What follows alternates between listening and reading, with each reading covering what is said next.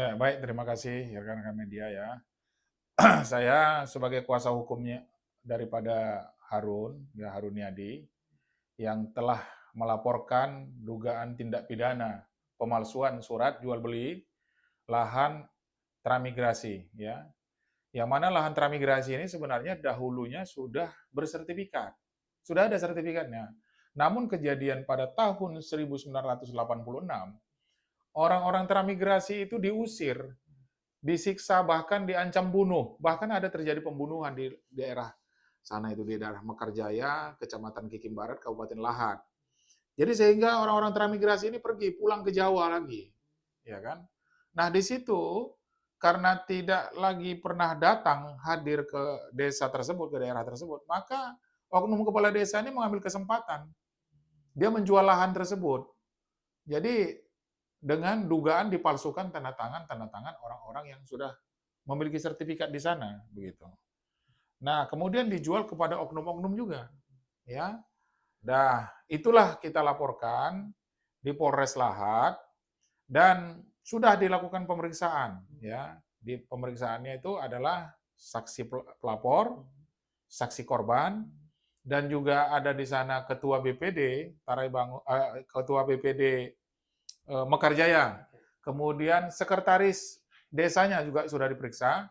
Nah, kemudian penyidik telah melayangkan pemanggilan kepada terlapor dan para saksi. Namun pada hari Selasa kemarin, minggu kemarin, itu tidak ada yang hadir. Sudah dipanggil, tidak ada yang hadir. Nah, maka penyidik menyampaikan kepada kami, dia akan melakukan pemanggilan sekali lagi kepada pihak terlapor dan saksi-saksi lainnya. Nah, setelah itu nanti kalau tidak hadir juga, maka kita minta penyidik Polres Lahat itu untuk melakukan gelar perkara, sehingga untuk penetapan tersangka. Karena ini perbuatan kejahatan yang sangat masif. Nah, kemudian ketika dia membeli tanah tersebut, dia menggunakan dana desa. Ya, ini tumpang tindih di sana. Ini adalah lahan transmigrasi yang sudah bersertifikat, kemudian dia membeli lahan tersebut dengan menggunakan dana desa yang nilainya bukti-bukti yang sudah kami serahkan kepada penyidik senilai 501 juta. 500 juta, 500 juta sekian begitulah. Jadi ini sangat menjadi atensi dan kami telah mendatangi penyidik tersebut dan penyidik akan menyampaikan juga nanti akan diperiksa tentang tindak pidana korupsinya. Dan kemudian juga kami mendatangi juga jaksa, karena kami agak ada memasukkan pengaduan juga ke jaksa Kabupaten Lahat. Dan kemudian juga kami buat perlindungan hukum di beberapa instansi, baik itu LPSK, karena kami khawatir nanti ada intimidasi, ada tekanan kepada klien kami. Nah, surat dari LPSK juga sudah terbit, ya, sudah datang, dan itu 1 bulan akan diproses nanti oleh LPSK, gitu. Ini yang dipanggil terlapor ini mantan oknum kepala desa dan beserta timnya, staf yang dulu, dan kepala desa yang sekarang ini laporannya di Polda, Bang. Itu akan lanjut juga, sudah sampai mana, Bang? Baik, jadi begini, dalam hal ini kan ada 2 perkara yang kami laporkan. Baik itu di Polres Lahat, itu adalah kepala desa yang menjabat pada tahun 2016. Itu tadi yang menjual lahan tersebut. Nah, anehnya yang 2016 ini dia sendiri yang membeli, kepala desa ini. Jadi dia yang membeli, ya kan, tapi dengan menggunakan uang negara. Nah, ini yang 2016.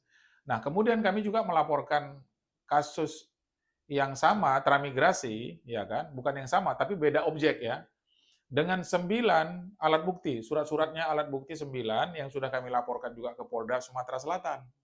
Nah, itu terlapornya adalah kepala desa yang masih aktif sekarang. Ya kan?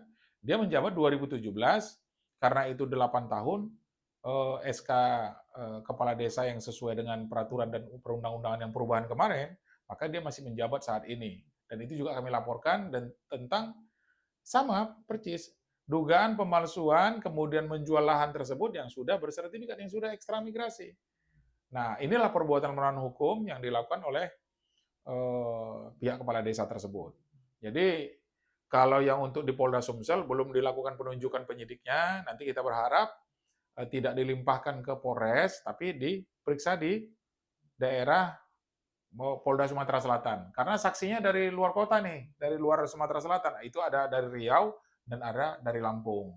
begitu. Nah, setelah pemanggilan kedua, terlapor mantan oknum kepala desa tersebut tidak hadir juga, akan dicoba gelar perkara itu. Dan setelah gelar perkara dijadikan ditetapkan tersangka. Itu harus wajib hadir ya, Bang ya?